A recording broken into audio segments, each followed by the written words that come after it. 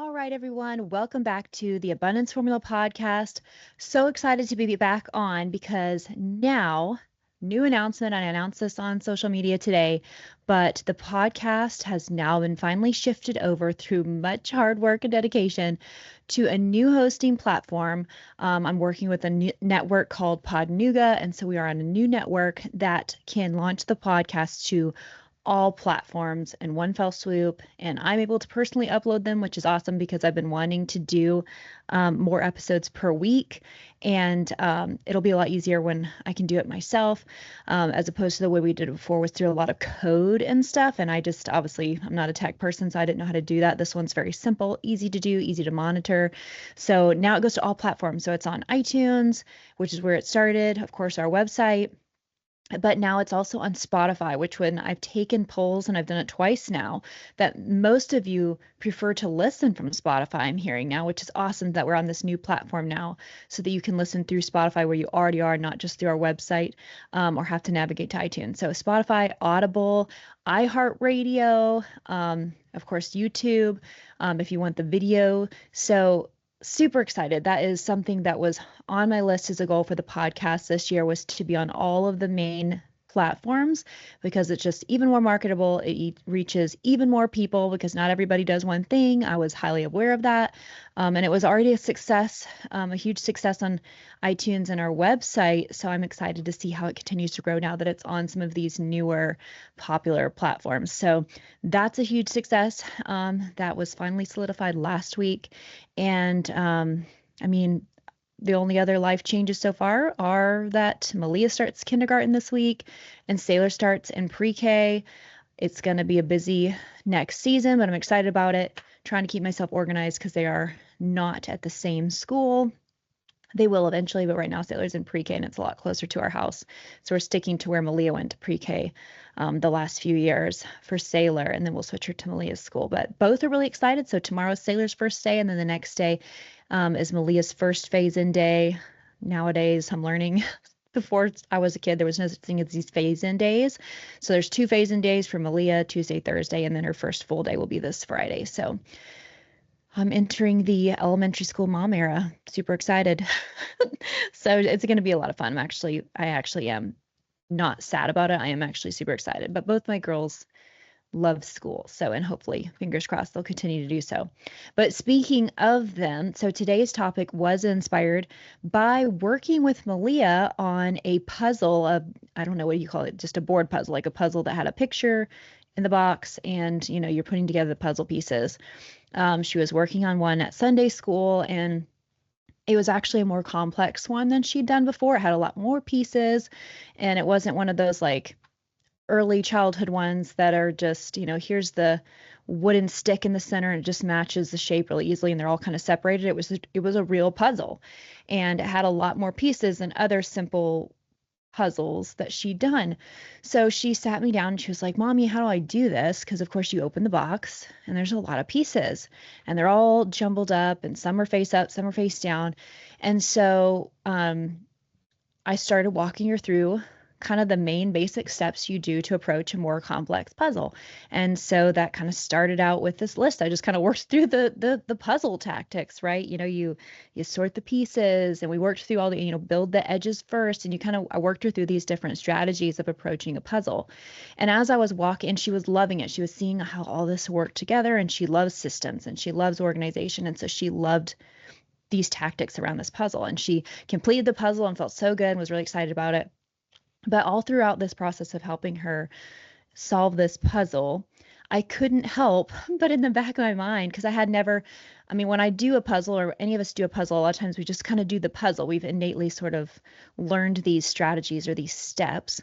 But when you're saying them out loud to, especially a child, working them through it, and why do you do this? It just kind of had this profound aha moment to me of like how interesting and cool it is that the same strategies to put together just a puzzle board is literally the same way that we should approach our life puzzles. The things that we're, trying to build in our lives, we should approach them in the same way to get the same positive outcome.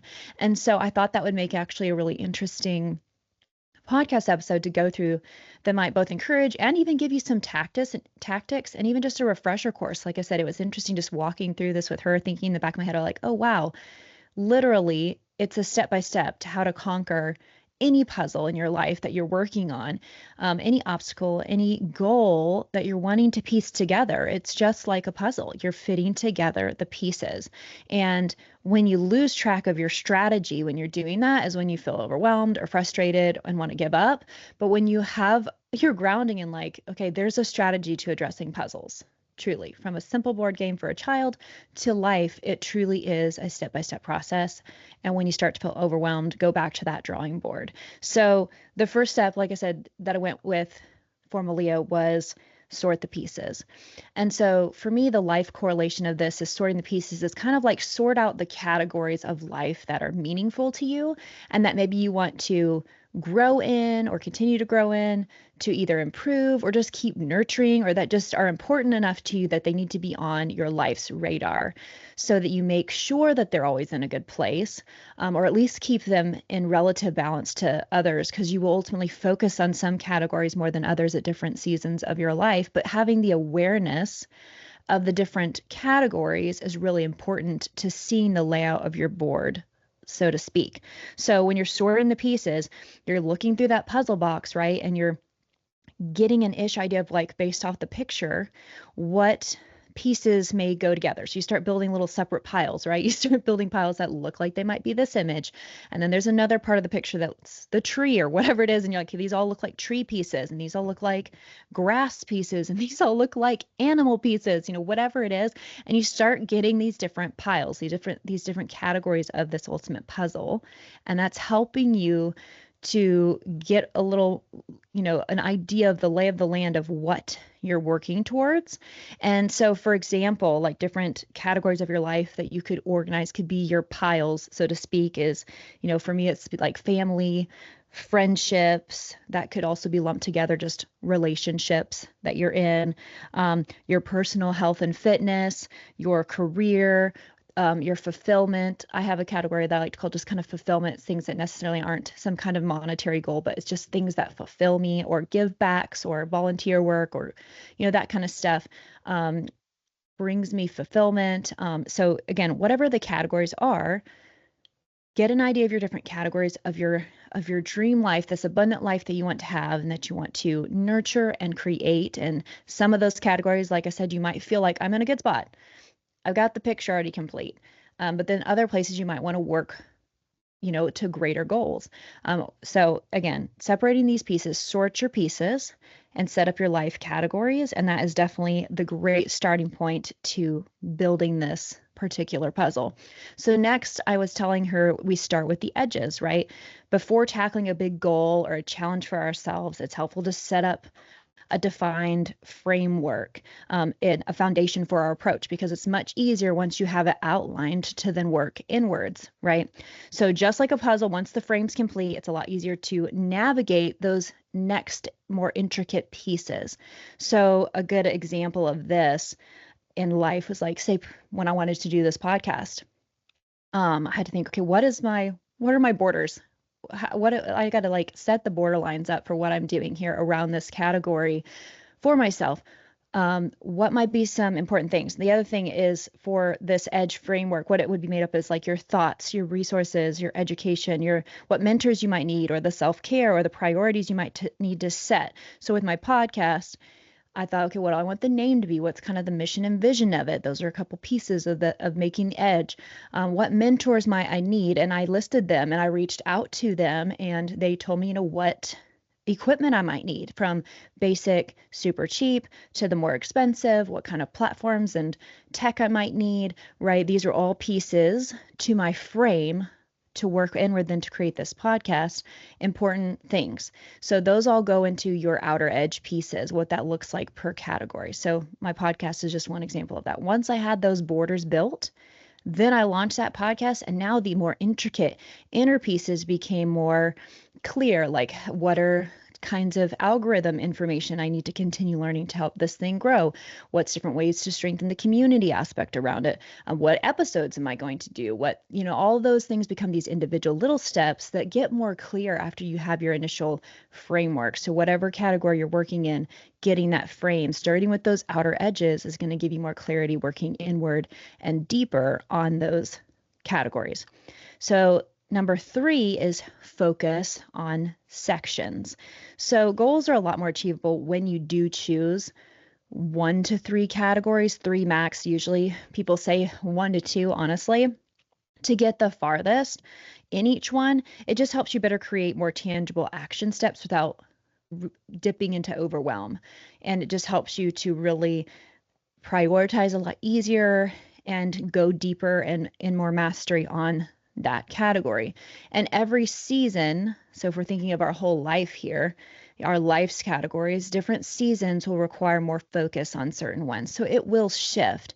And so again, having the awareness of your different categories is important, and we'll get to this step later, to help you know if one is lacking and needing some attention because maybe you've had your focus on the career building aspect and your relationships the whole time, but you also need to focus a little more on your personal health and fitness. So again, there's different times you might need to shift these things, but when you really say want to make gains in a particular area, so maybe it's your career and your fitness, now when you choose those to be focused, you can really start outlining your calendar and your intentionality around those things to get the farthest. But if you're spreading yourself so thin amongst everything, it's a lot harder to, gain ground as quickly. So if you can choose 1 to 3 max of those categories in life to focus on, you're going to get some really great results and not feel as overwhelmed. And that feeling of success is going to keep you going and keep the momentum moving as well. So focus in sections. Number 4 was use the picture as a guide. So of course, having a clear vision for your life and what you want it to look like, what you think you want it to look like right now is super important in helping you get there.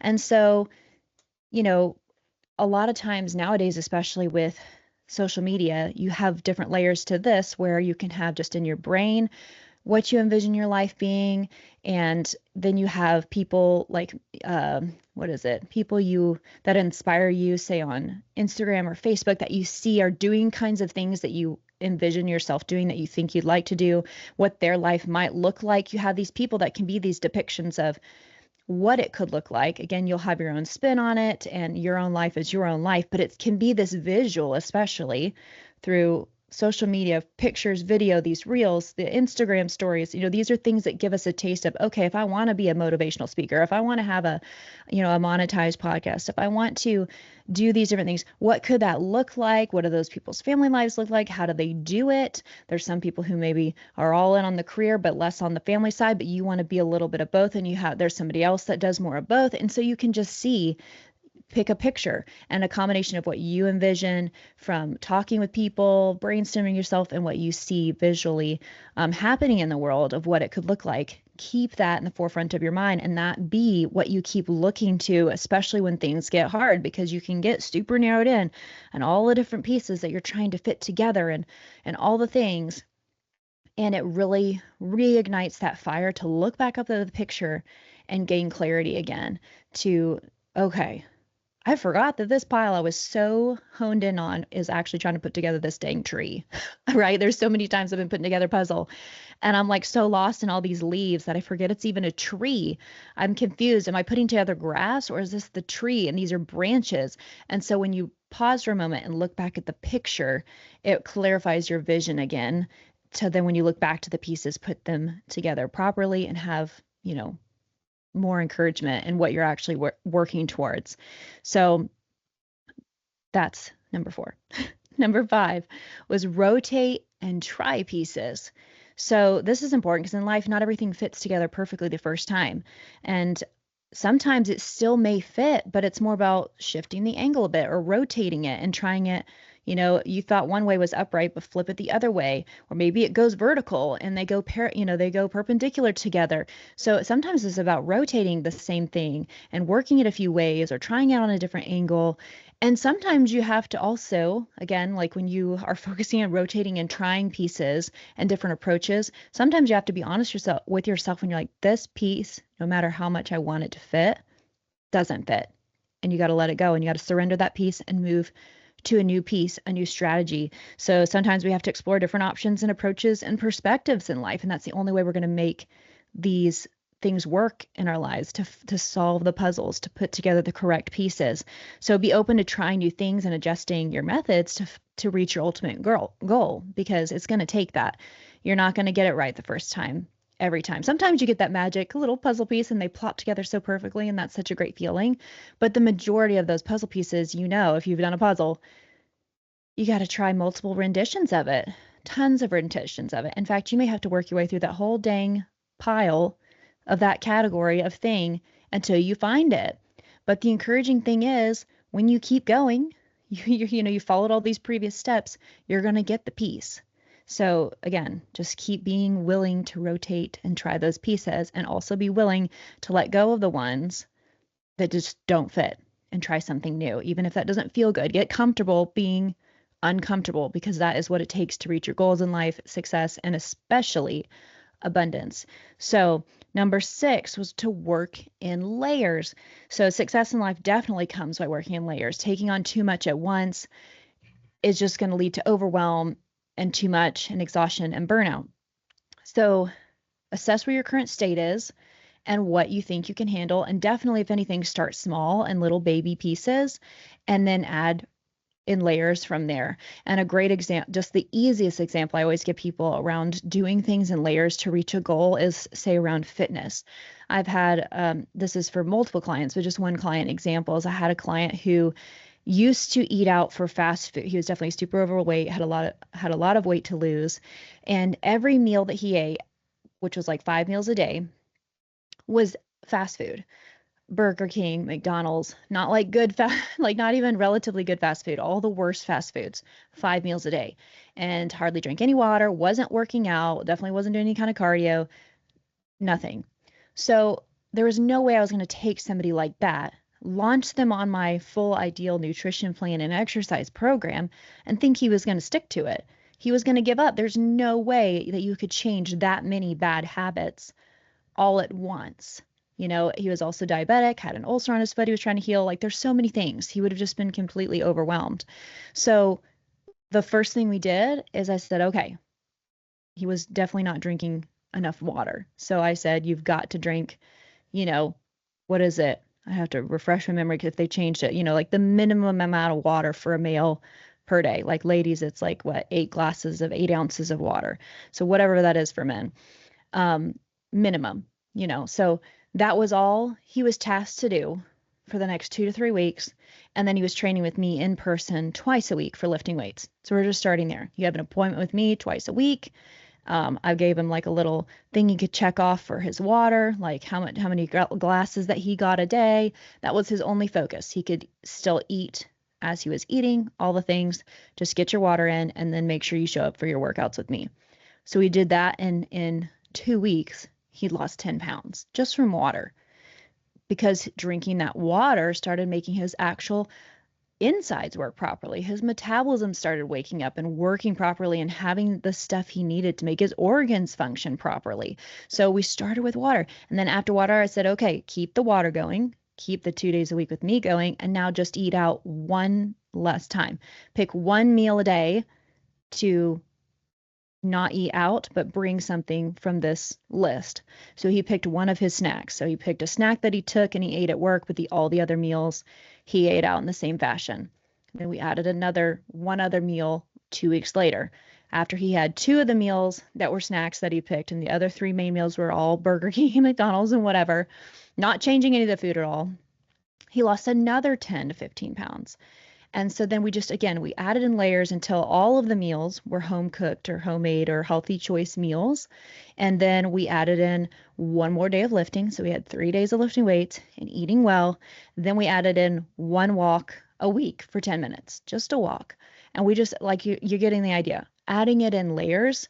And he, lost over 50 pounds and healed up the diabetic ulcer on his foot, reduced the amount of medication that he needed, all these amazing things. But none of that would have happened if he was all of a sudden expected to drop all of those eating outs, change all of these habits overnight. It would have been too much. And even just to process a new routine, like we all forget things, to know what groceries to look for. I mean, it's overwhelming when it's new.